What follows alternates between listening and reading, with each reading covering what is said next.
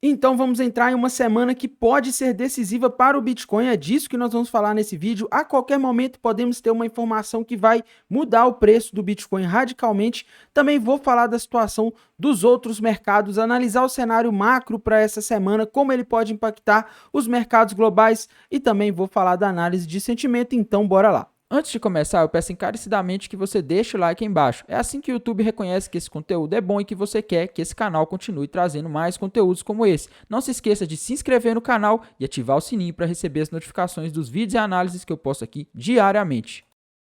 Bem, pessoal, então nessa tarde de domingão, o mercado de criptomoedas está estável, o Bitcoin exatamente em 35 mil dólares. E aí, Tainan, será que nós vamos cair essa semana? Será que nós vamos ver o mercado subir? É disso que nós vamos falar e vamos começar, como sempre, aqui pelos gráficos, começando aqui pelos tempos gráficos maiores, pessoal. A gente não tem nada de muito novo, tá? O Bitcoin, desde o início do ano, ele vem subindo, tá? Contra a minha expectativa de que era de um mercado permanecer estável por causa das altas taxas de juros, mas não. Ele veio subindo principalmente quando apareceu aí notícias ligadas a ETF, o mercado tá adorando isso, então a gente está vendo aí o Bitcoin na expectativa da aprovação de um ETF da BlackRock, mas por enquanto, galera, nenhum padrão gráfico novo, tá? Se a gente for levar em consideração o padrão gráfico que se formou ali durante o final de 2022 e o início de 2023, a gente teria aí um ombro, cabeça-ombro invertido gigantesco que projetaria o Bitcoin lá na região de aproximadamente 42, 41 mil dólares, tá? Então, o gráfico semanal, os tempos gráficos maiores dizem isso, porém, se vai, é outros 500, né? Porque a gente tem que lembrar que esses movimentos, eles estão acontecendo em função de uma expectativa que existe no mercado, no caso, a mais recente é de aprovação do ETF de Bitcoin, e assim que o mercado tiver uma resposta, seja ela de adiamento, seja uma resposta de aprovação ou reprovação, o comportamento pode mudar, tá? Então, temos esse detalhe. Olhando os tempos gráficos maiores, a única coisa que eu consigo ver de mais relevante é isso, tá? Olhando aqui os tempos gráficos menores, pessoal, indo aqui para o gráfico de 1 hora, a gente consegue ver ali um possível triângulo ascendente tendo sido rompido para cima, e o alvo desse triângulo ascendente ali na região dos 37 mil dólares, só que está bem conturbado, né? Porque já teve um falso rompimento ali, o Bitcoin foi até os 36 e não buscou o alvo, tá? Então, começa a ficar um pouco difícil aí de montar uma posição baseada somente nesse padrão gráfico, né? Mas, olhando aqui o gráfico do Bitcoin, tudo indica que teria espaço para ir, né? Seria ali um alvo legítimo, considerando que a gente não tem agora nenhum padrão gráfico indicando baixa no gráfico de 1 hora. Atenção, estou falando do gráfico de 1 hora. E aí vem uma pergunta de sempre, né? O pessoal começa com aquele assunto de gente que provavelmente não acompanhava o meu canal e começou a acompanhar há pouco tempo de Tainan falou que é nos 12 mil dólares. Gente, quem acompanha meu canal desde o ano passado deve ter visto eu falar, desde que o Bitcoin bateu os 20 mil dólares no ano passado, tá nessa região aqui, que era hora de começar a fazer preço médio para quem comprava Bitcoin, para quem queria acumular Bitcoin. Inclusive, eu estava fazendo preço médio aqui, tá? Só que, como você sabe, amanhã deve fazer 1 ano da quebra da FTX, eu perdi ali a maior parte do meu dinheiro ali, tá? E assim como muitas pessoas, eu não tenho mais holding de Bitcoin, porém, eu falava para fazer meus amigos próximos, eu falava com eles, olha, gente, vocês querem comprar para longo prazo, 20 mil, é bom, tá? E eu falava, faça um preço médio, porque as pessoas confundem muito operações de holding com de trading, né? Trading é curtíssimo prazo, holding é outra história, tá? No holding, você vai comprando aos poucos para não se expor ao mercado. Essa é a forma de gerenciar o risco. Já no trading é o stop, você sempre pode errar. A diferença é o método que você utiliza para gerenciar o risco. Mas algumas pessoas insistem em falar, ai meu Deus, Tainan falou que é nos 12 mil dólares.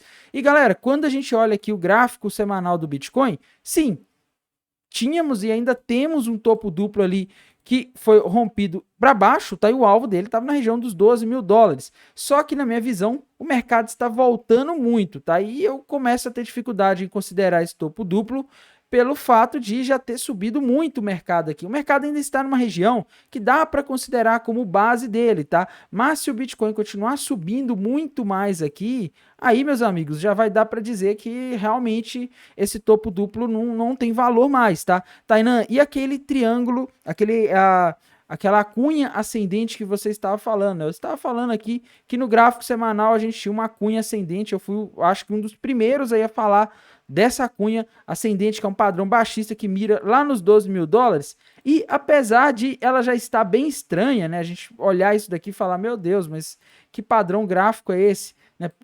Ainda poderia ser, tá? Porque geralmente quando um padrão gráfico é rompido para baixo, você tem aí o famoso movimento de pullback, onde o mercado volta e retesta o ponto rompido para continuar, tá? Não quer dizer que ele vai fazer exatamente isso. Lembre-se, não tem como prever exatamente o que vai acontecer no mercado de renda variável, mas ainda não daria para descartar 100%, tá? Tainan, você está dizendo que é possível a gente ver o Bitcoin nos 12K? Olha, infelizmente eu posso dizer para vocês que possível é, tá? Tudo é probabilidade. Probabilidade dele ir nos 12K existe, principalmente se a gente tiver algum problema na economia americana, alguma recessão, alguma crise, alguma coisa. Lembrando que a última vez em que as taxas de juros estiveram tão altas, a gente teve, tá? Eu só não aconselho ninguém, como nunca aconselhei, a ficar esperando para comprar para hold, tá? Quem quer fazer hold de Bitcoin, meus amigos, já era o momento de estar fazendo há muito tempo. Eu sempre falei aqui, tá? Então, é isso. Mas, enfim, galera, o gráfico do Bitcoin é isso. Temos que analisar aqui a perspectiva também do cenário macroeconômico. A gente tem que lembrar que na semana passada o SP500, o índice das 500 maiores empresas listadas em bolsas, subiu e não foi pouco, né, galera? O mercado americano subiu forte na semana passada, começou a se animar principalmente ali na quarta-feira, quando a gente teve a reunião do Fed, o pronunciamento do presidente do Banco Central dos Estados Unidos, a gente teve decisão de taxa de juros, e ele ele falou tudo o que o mercado gostaria de ouvir, né? Ele disse que eles vão passar a ser mais cautelosos na alta de juros, eles vão ver se será necessário subir os juros, eles vão observar se o mercado de trabalho está perdendo força. Aí chega na quinta-feira, vem um dado mostrando o mercado de trabalho perdendo força, né? Que é o que eles precisam para não subir os juros, que é o que derrubaria os mercados. E aí depois vem na sexta-feira vários dados do mercado de trabalho mostrando o mercado de trabalho perdendo força. E aí o mercado simplesmente disparou, né? Porque o mercado está entendendo daquela reunião, do que ele falou na quarta-feira e também dos dados que saíram, que ele não vai mais subir juros, tá? Então o mercado fica extremamente animado com isso e é por isso que a gente teve esse movimento e nessa semana nós vamos ter ele falando de novo e, na minha visão, é o evento mais importante da semana. Na quarta-feira, dia 8 de novembro, no horário de 11h15 da manhã, por volta de 11h15 no horário de Brasília, ele vai estar falando, o Jerome Powell, na conferência do centenário da divisão de pesquisa e estatística, tá? Ele não está indo lá para fazer um pronunciamento igual ao do Fed, mas pode acontecer de ele soltar alguma informação relevante, tá? Na semana passada, as informações que ele soltou animaram o mercado, então temos que ver se ele não vai jogar um balde de água fria ou se ele não vai endossar ainda mais esse sentimento otimista que vem tomando conta dos mercados agora.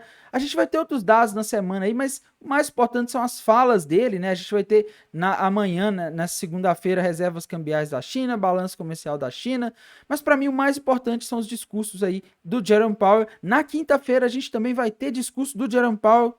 Na quinta-feira também vamos ter o Jerome Powell falando no horário da tarde aqui no Brasil. Tá, amanhã nós vamos ter pedidos iniciais de seguro-desemprego, dado do mercado de trabalho muito importante nesse momento. E na parte da tarde ali por volta das 16 horas no horário de Brasília, a gente vai ter o Jerome Powell falando num painel. Naquele dia, na quinta-feira, nós vamos ter também vários outros dirigentes do Fed falando. Então, na minha visão, se tiver algum motivo para volatilidade no mercado, provavelmente essa semana, nos mercados americanos, pelo menos, seria alguma fala do Jerome Powell. Tá? Pode ter alguma outra coisa imprevisível aí, alguma coisa ligada ao Oriente Médio ou coisa do tipo, geopolítica, mas essas coisas não tem como prever, né? Essas coisas muitas vezes aparecem do nada e nem sempre dá para antecipar. Tá? Já os discursos do Jerome Powell, eles vão dar uma dica para o mercado. O mercado quer saber, galera.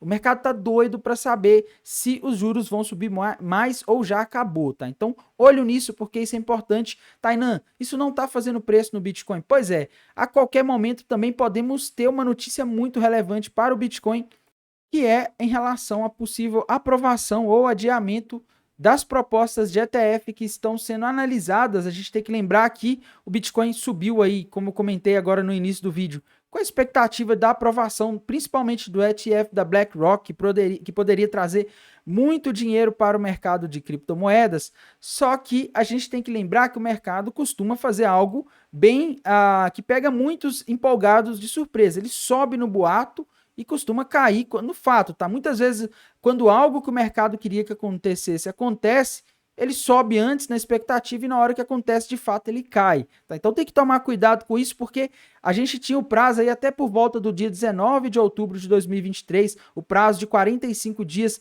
para algum parecer da SEC em relação ao ETF de Bitcoin, mas eles simplesmente não falaram nada até agora e podem soltar a qualquer momento alguma notícia ligada a ETF, e isso pode mudar radicalmente o preço do Bitcoin a qualquer momento, galera. Principalmente nos horários comerciais aí dos dias de semana, a gente pode ter alguma resposta. Então temos essa dúvida no ar aqui no mercado de criptomoedas, tá? Então isso é importante estar antenado nas notícias. Se eu receber alguma notícia, fica sabendo, na mesma hora eu vou compartilhar aqui no canal do YouTube e também lá no canal do Telegram, então não deixem de seguir. Não podemos deixar de falar também da análise de sentimento, começando aqui pelo TRDR, galera. Nesse final de semana, ali a partir de ontem, no sábado de noite, a gente está vendo aí uma subida do Open Interest e uma queda do Long Short Ratio, tá? Isso aqui significa que o pessoal tá aumentando as apostas na queda, tá? O que geralmente faz com que o mercado suba, né? Quando o pessoal começa a apostar em queda, o mercado sobe para liquidar essas pessoas, tá? E nisso aí, o Bitcoin ele foi naquela região ali dos 35.200, 35.100, que eu já havia comentado na sexta-feira aqui, mostrando os mapas de calor que havia liquidez naquela região, e ele foi lá e buscou aquela liquidez, pegando aí os stops e as liquidações daqueles investidores irresponsáveis que operam sem stop, tá? E aí, a gente ainda tá vendo aí mais pessoas apostando na queda do que na alta, o que nos dá a entender que existe o risco de uma subida, só que tem um indicador que neutraliza esse sinal, que é a taxa de funding. Ela está se mantendo estável, mostrando aí um certo equilíbrio no mercado, tá? Se ela está se mantendo estável e positiva, quer dizer que a pressão compradora está maior, porque as pessoas estão tendo que pagar para permanecerem compradas. Não podemos deixar de falar também aqui do indicador da HighBlock, que é o mapa de calor, o famoso Liquidation Rate Map. E galera, nas últimas 12 horas aí a gente tem visto bastante ponto de liquidação se acumulando em volta, tá? A gente está com alguns acima ali na região dos 35.500, mas o destaque na minha visão está ali na região dos 34.700, tá? A gente pode ver o Bitcoin indo buscar aquela região, porque é onde a gente está com o mapa mais amarelo aqui. Vou dar um zoom para vocês verem, né? Tem bastante liquidez ali na região dos 34.700, me desculpem, pessoal, 34.700, 34.500, seria natural o Bitcoin ir lá para pegar essa liquidez, tá? No mais, a gente tem ali outros pontos acima, né? 35.500, 35.700, 36.300, até a região ali dos 38.175, enfim. Abaixo a gente teria na região dos 33.800, tá? Isso aqui seria para os scalpistas, galera. Tô falando do mapa de 12 horas, tá? Tem um aqui também que ir para o mapa de 7 horas, e aqui no de 7 horas a gente vê o seguinte, pessoal. Aqui a conversa já é diferente, né? Se ali no de 12 horas a gente vê algo um pouco confuso, tá? Muita liquidez acumulada acima e abaixo, no de 7 dias a gente já consegue ver algo um pouco diferente, que é mais liquidez abaixo do que acima, tá? Principalmente na região dos 33.950, então vejo possibilidade de o Bitcoin ir naquela região para pegar a liquidez aí, os possíveis pontos de liquidação naquela região, tá? Acima temos ali até a região dos 38 mil, mas a gente vê o mapa mais amarelo aqui na parte de baixo, principalmente próximo aos 34 mil dólares, o que indica que a gente pode ver o Bitcoin ir naquela região a qualquer momento. Temos que ver aqui também o de um mês para ter uma noção um pouco mais ampla do que está acontecendo aí nos mercados, para onde as baleias poderiam jogar o mercado. E aqui no de um mês a gente já consegue ver, vamos ver aqui, tá carregando, já estou adiantando a situação, pessoal. Vamos ver aqui. No de um mês aqui a gente vê o seguinte: desde que o Bitcoin subiu nos últimos tempos aí, a gente tá com bastante liquidez se acumulando principalmente ali na região dos 28 mil, tá? A gente vê aqui que o mapa está bem amarelo na região dos 28 mil. Isso quer dizer o seguinte, galera, desde que o Bitcoin ele subiu aqui para 34 mil, 35 mil dólares, o pessoal está começando a abrir mais long do que short, pelo menos de acordo com a expectativa, de acordo com as informações que estão aqui da estimativa que a Highblock traz, tá?